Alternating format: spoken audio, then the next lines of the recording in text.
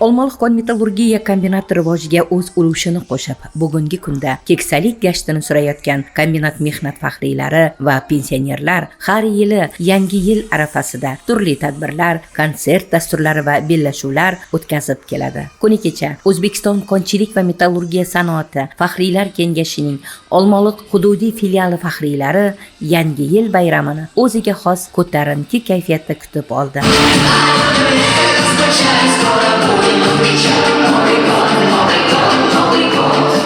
Kombinat mehnat faxriylari va pensionerlardan tashkil topgan raqs ritmi, yoshlik raqs guruhi, Xaziyushka, nazm ixlosmandlari, bir piyola choy ustida, romantik, 70-yillar diskotekasi raqs shousi kabi klub a'zolarining yillik hisoboti shaklida o'tgan karnaval ko'tarinki kayfiyatda davom etdi.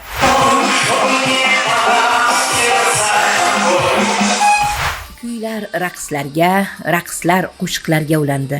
Ayniqsa, karnaval liboslarini kiyib, niqoblar taqqan nuroniylarning chiqishlari yanada zavqli bo'ldi.